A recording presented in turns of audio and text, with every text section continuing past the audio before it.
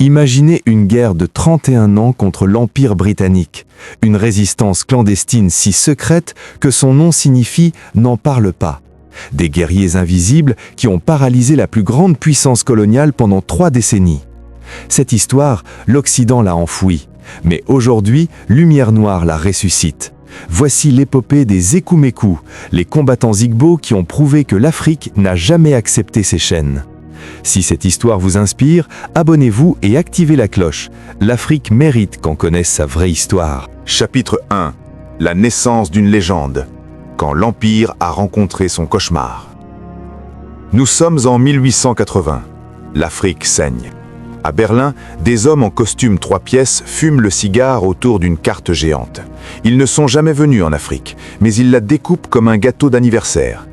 La conférence de Berlin de 1884-1885. Le viol légalisé d'un continent.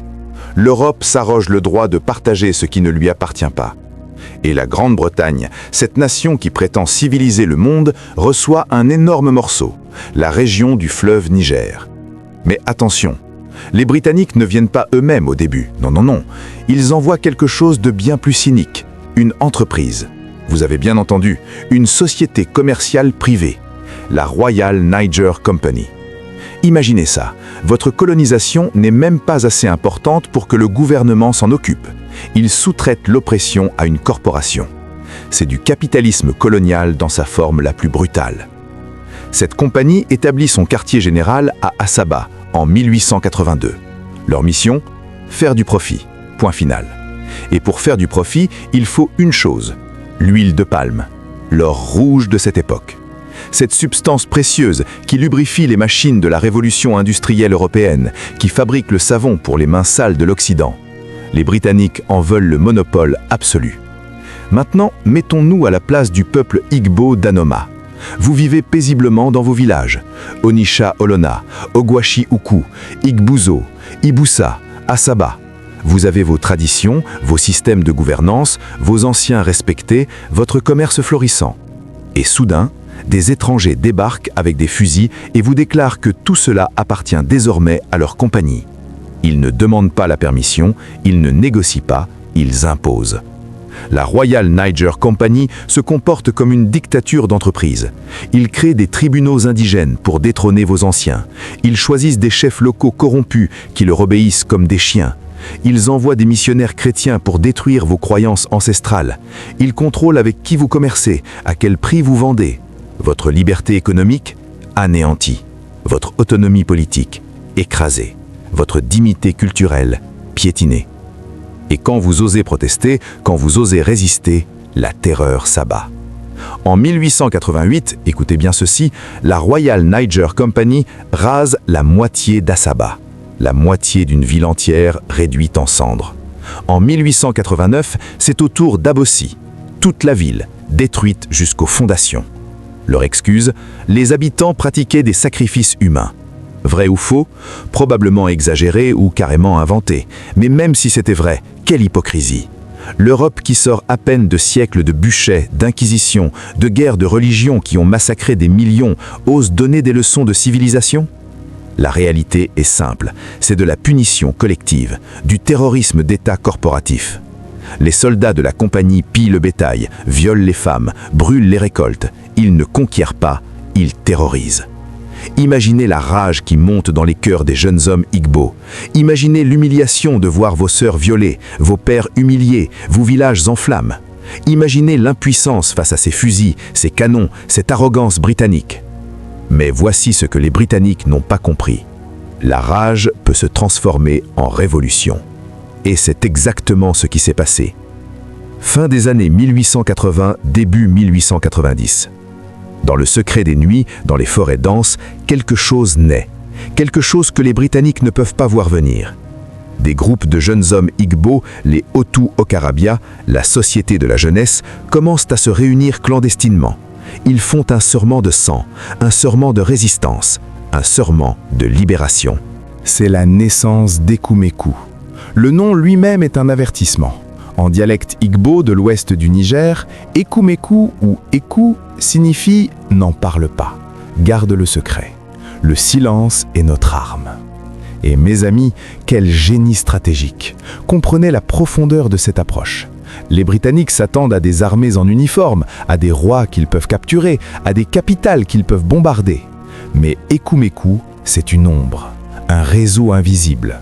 Pas de chef unique à décapiter, pas de palais à conquérir, juste des milliers de guerriers jurés au silence, opérant dans la nuit, frappant comme l'éclair, disparaissant comme le vent. Les membres d'Ekumeku prêtent serment devant les anciens et les divinités. Celui qui trahit le secret, la mort. Celui qui révèle un frère d'armes, la malédiction éternelle. Cette discipline, cette loyauté, c'est ce qui rendra Ekumeku invincible pendant des décennies. Mais voici le miracle, le vrai génie d'Ekumeku, l'unité. Vous devez comprendre quelque chose sur le peuple Igbo. Traditionnellement, les Igbo sont un peuple décentralisé. Chaque village est une république indépendante. Chaque clan a sa propre gouvernance. Ils sont fiers, indépendants, parfois même rivaux entre eux. C'est leur force culturelle, mais face à un ennemi organisé, c'est aussi une faiblesse. Les Britanniques comptent là-dessus, diviser pour régner. C'est leur stratégie classique. Mais Ekumeku change tout. Prenez l'exemple d'Ogwashi et Igbuzo. Ces deux clans étaient en conflit depuis des générations. Des disputes territoriales, des querelles ancestrales. Mais quand ils voient les fusils britanniques massacrer leurs voisins, quand ils comprennent que l'ennemi ne fait pas de différence entre eux, quelque chose d'extraordinaire se produit. Ils enterrent la hache de guerre, littéralement. Dans une cérémonie sacrée, ils jurent alliance. Ogwashi et Igbuzo, ennemis hier, frères d'armes aujourd'hui. Et ce n'est que le début. D'autres communautés rejoignent. Même celles de l'autre côté du Niger, comme Onitsha Ado, traversent le fleuve pour se battre aux côtés de leurs frères Anoma. Des villages qui ne s'étaient jamais parlé se retrouvent dans les mêmes tranchées, partageant les mêmes risques, portant le même serment. C'est ça, la vraie révolution d'Ekumeku. Pas juste une résistance militaire, une révolution sociale, une transformation de la conscience Igbo. Pour la première fois, ils ne se battent pas comme des clans séparés, mais comme un peuple. Les Britanniques sont stupéfaits. Leur rapport de renseignement parle de coordination inexplicable entre des groupes traditionnellement divisés. Inexplicable pour eux, peut-être, mais pour les Igbo, c'est simple. Quand ta maison brûle, tu ne demandes pas le nom de famille de celui qui t'aide à l'éteindre. Les guerriers Ekumeku deviennent des maîtres de la guérilla. Ils connaissent chaque sentier de la forêt, chaque cours d'eau, chaque grotte. C'est leur terre. Ils y sont nés, ils y sont grandis. Pour les soldats britanniques, ces forêts sont un labyrinthe terrifiant.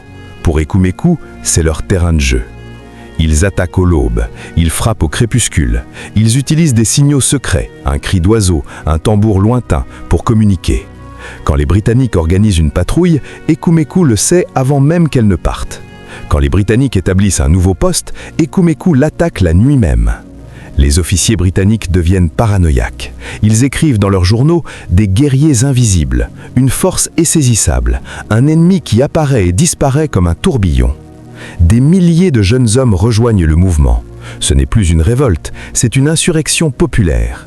Et le plus frustrant pour les Britanniques, ils ne peuvent même pas négocier. Avec qui négocier quand il n'y a pas de roi?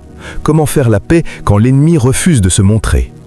Année après année, Ekumeku harcèle, épuise, humilie l'Empire britannique. Chaque tentative britannique d'avancer est repoussée. Chaque garnison isolée est attaquée. Chaque collecteur d'impôts est chassé. La Royal Niger Company, cette corporation arrogante qui pensait conquérir les Igbo en quelques mois, se retrouve paralysée. En 1898, ils ne contrôlent pratiquement rien au-delà d'Asaba. Leurs profits s'effondrent, leurs actionnaires paniquent. Et voici le moment de gloire, les Britanniques sont forcés d'admettre leur échec. En 1900, le gouvernement britannique dissout la Royal Niger Company et reprend directement le contrôle. Vous savez ce que cela signifie? Ça signifie qu'une bande de guerriers Igbo avec des fusils rudimentaires ont fait échouer une corporation coloniale britannique. Laissez ça pénétrer. Des villageois africains ont vaincu une entreprise soutenue par l'Empire britannique. Ils ont forcé Londres à intervenir directement parce que leurs hommes d'affaires ne pouvaient pas gérer la situation. C'est Ekumeku. C'est la puissance de la résistance unie. Mais l'histoire ne fait que commencer. Car maintenant, les Britanniques viennent avec toute la force de l'Empire. Plus de compagnies commerciales, c'est l'armée impériale qui débarque. Et la vraie guerre, la guerre sanglante, celle qui durera encore 14 ans, est sur le point de commencer. Les guerriers Ekumeku le savent, mais ils ne reculent pas, parce qu'ils ont déjà prouvé l'impossible qu'un peuple uni peut tenir tête à un empire. Appel à l'action ? Si cette histoire vous donne des frissons, si elle rallume la fierté dans votre cœur, abonnez-vous à Lumière Noire maintenant. Appuyez sur cette cloche pour ne manquer aucune vérité que l'Occident a voulu enterrer. Likez cette vidéo, partagez-la avec tous ceux qui pensent encore que l'Afrique s'est couchée devant la colonisation.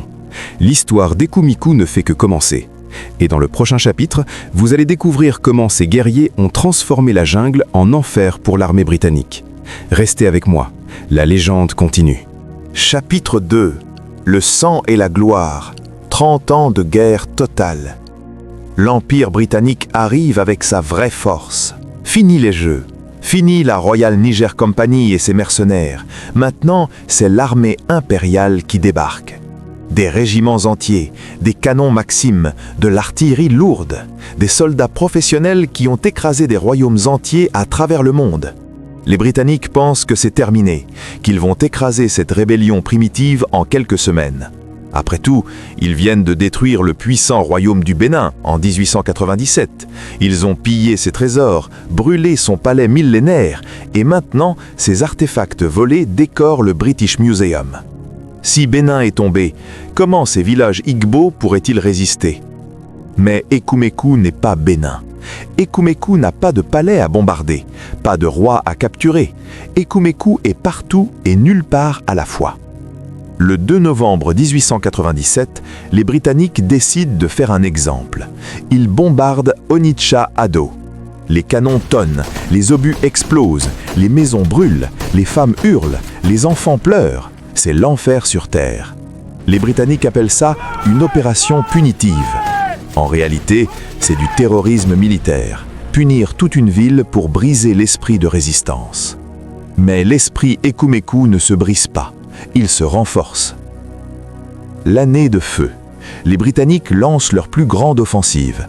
Le major Festing mène une colonne militaire massive vers le cœur d'Ekumeku, Ibuza et Egbuzo. Ces villes sont les bastions de la résistance. Si elles tombent, Ekumeku s'effondre. Festing arrive avec une armée moderne, mitrailleuses Maxim qui crachent 600 balles par minute, canons qui peuvent détruire un village entier, des centaines de soldats entraînés.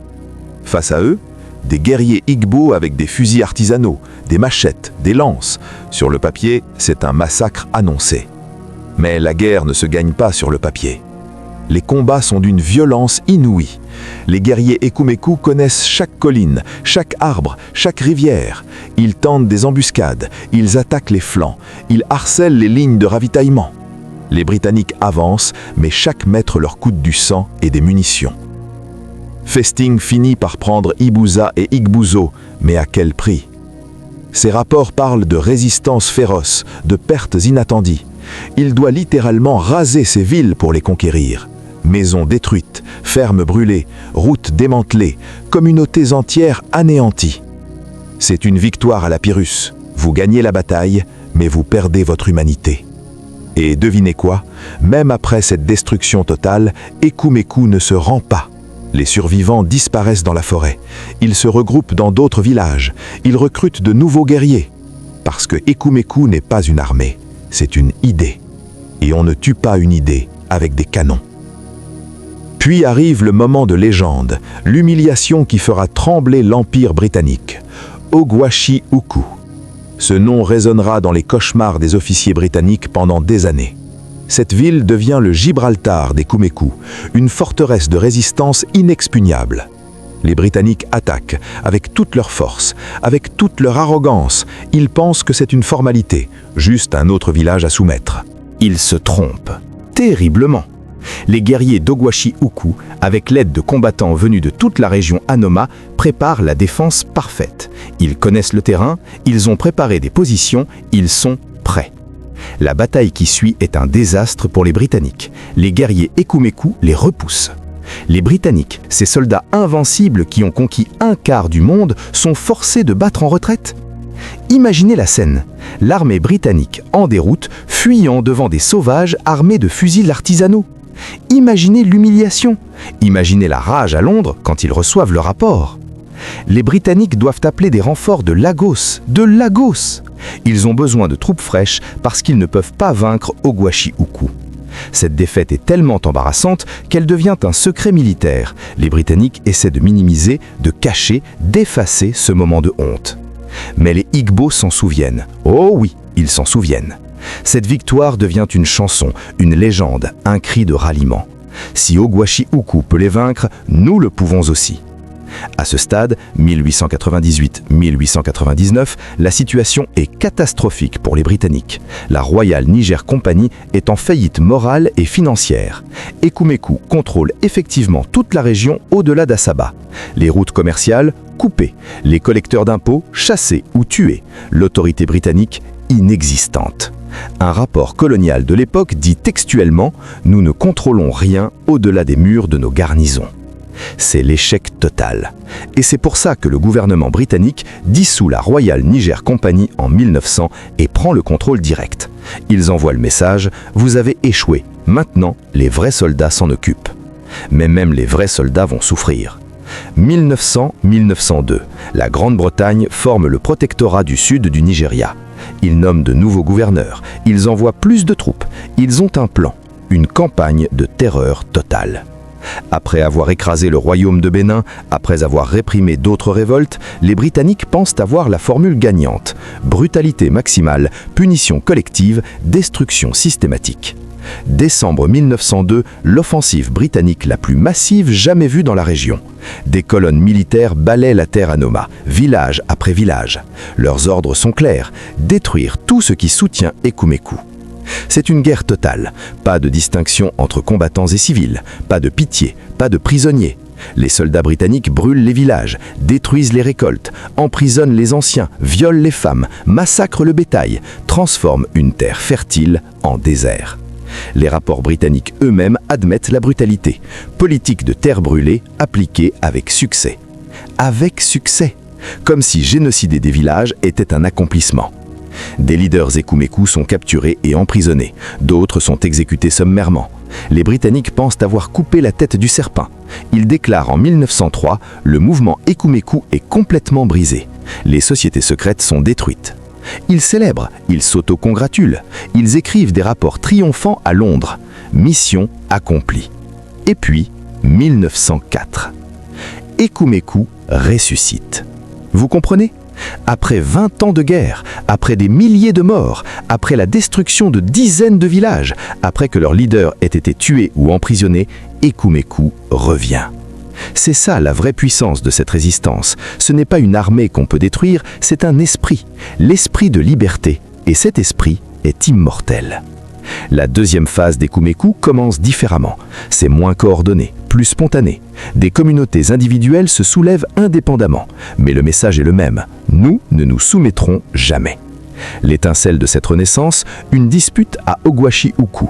Un homme nommé Nzeku refuse que les Britanniques imposent leur partin comme Obi de la ville. Pour lui, c'est clair, les Britanniques n'ont aucun droit d'interférer dans nos traditions. Nzeku rassemble ses partisans, il relance la résistance armée. D'autres villes voient ça et se disent « Si Ogwashiuku résiste encore, pourquoi pas nous ?» La rébellion se propage comme un feu de brousse. Les Igbo refusent de payer les impôts coloniaux. Ils attaquent les postes britanniques. Ils chassent les agents coloniaux. Ils sabotent les nouvelles routes. Le gouverneur britannique Walter Egerton écrit en 1909, et je cite, « Toute la région autour du Niger est en état de rébellion. » Toute la région. Après des années de pacification, après toute cette violence, ils sont de retour à la case départ. Les Britanniques sont furieux, humiliés. Comment est-ce possible? Comment ces primitifs peuvent-ils continuer à résister? Novembre 1909, le jour qui changera tout. Les Britanniques décident qu'Ogwashiuku doit être écrasé une fois pour toutes. Cette ville est devenue le symbole de la résistance. Si elle tombe, l'esprit Ekumeku mourra avec elle. Ils envoient une force massive commandée par le capitaine H.C. Chapman, un officier expérimenté, des soldats bien armés. Une mission simple, détruire Ogwashiuku et pendre ses leaders en exemple. Le 2 novembre 1909, ils marchent sur la ville. Ce qui suit est l'un des moments les plus glorieux de la résistance africaine. Les guerriers d'Oguachiuku, combattant sur leur terre natale, avec la rage de 25 ans d'oppression dans le cœur, écrasent l'expédition britannique. La bataille est féroce, les balles sifflent, les cris résonnent, le sang coule. Et quand la fumée se dissipe, l'impensable s'est produit. Le capitaine H.C. Chapman est mort, tué au combat. Plusieurs de ces soldats Hausa, des Africains au service des Britanniques, sont également tombés. Un officier britannique, mort, tué par des guerriers Igbo. Vous comprenez l'importance de cet événement ? Dans toute l'histoire coloniale d'Afrique de l'Ouest, c'est extrêmement rare qu'un officier britannique de haut rang meure au combat. La plupart du temps, les colonisés meurent par milliers, pendant que les Blancs commandent depuis l'arrière. Mais ici, Chapman est mort, sur le champ de bataille, face à des hommes qu'il considérait comme inférieurs. L'onde de choc traverse l'Empire. Les journaux britanniques sont sous le choc. Comment ces Igbo ont-ils pu tuer un de nos officiers ? La réponse est simple mais puissante. Parce qu'ils se battaient pour leur liberté. Parce qu'ils préféraient mourir debout que vivre à genoux. Parce qu'Ekumeku n'était plus qu'une rébellion, c'était une révolution de l'âme. Mais cette victoire a un prix terrible. Les Britanniques, enragés par cette humiliation, décident d'une vengeance totale. Ils appellent des renforts de partout. Lagos, Calabar, d'autres régions. Ils rassemblent une armée de destruction. Ce qui suit est l'une des campagnes les plus brutales de l'histoire coloniale. Les Britanniques instaurent le Collective Punishment Ordinance, l'ordonnance de punition collective. Cette loi diabolique dit essentiellement « si nous pensons qu'un village est d'Ekumeku, nous pouvons détruire ce village entier ». Pas de procès, pas de preuves nécessaires, juste la suspicion suffit. Imaginez la terreur. Vous êtes un fermier innocent. Votre seul crime, vivre dans un village où un guerrier Ekumeku est passé une nuit. Et pour ça, votre maison est brûlée, votre famille arrêtée, vos carcasses détruites. C'est du terrorisme d'État, du fascisme colonial, et c'est légal selon la loi britannique. Village après village est rasé. Des milliers de personnes sont déplacées. Les prisons débordent de suspects. Des communautés entières sont affamées par la destruction systématique des champs. Les leaders Ekumeku restants sont capturés un par un. Sans leadership, sans ressources, face à une machine de guerre génocidaire, même les plus braves guerriers doivent accepter l'inévitable. La résistance s'essouffle. Pas par manque de courage, par manque de moyens. Comment combattre des mitrailleuses avec des machettes? Comment nourrir une armée quand toutes vos fermes sont brûlées? Comment continuer quand chaque village qui vous aide est anéanti? L'année symbolique, l'année où la Grande-Bretagne fusionne le Nord et le Sud pour créer le Nigeria, un monstre colonial qui ne respecte aucune frontière ethnique ou culturelle, un monstre colonial qui causera des décennies de conflits. Et en 1914, les derniers guerriers Ekumeku déposent les armes. 31 ans. 1883-1914. 31 ans de résistance continue. Presque une génération entière née et morte en guerre. Les Britanniques ont gagné. Ils contrôlent maintenant le Nigeria. Mais à quel prix? Ils ont perdu plus de soldats en territoire Igbo que dans n'importe quelle autre région de leurs colonies africaines. Des officiers comme Chapman sont morts, des fortunes ont été dépensées, leur réputation d'invincibilité a été brisée. Et surtout, ils n'ont jamais vraiment conquis l'esprit Igbo. Même après 1914, même sous domination coloniale, les Igbo gardent leur fierté. Ils se souviennent d'Ekumeku, ils racontent les histoires à leurs enfants. Comment grand-père a combattu à Oguachiuku, comment oncle a fait partie du serment secret, comment le peuple a résisté pendant 31 ans. Et cette mémoire, mes amis, cette mémoire est aussi une victoire. Parce que l'histoire d'Ekumeku prouve quelque chose d'essentiel. L'Afrique n'a jamais accepté la colonisation. Nous n'avons pas vendu notre continent pour des perles. Nous n'avons pas abandonné sans combattre. Nous avons résisté, férocement, courageusement, jusqu'au dernier souffle. Ekumeku a inspiré d'autres mouvements de résistance à travers l'Afrique. Les Mau Mau au Kenya, dans les années 1950, ont étudié les tactiques Ekumeku. D'autres guérillas anticoloniales ont appris de cette résistance.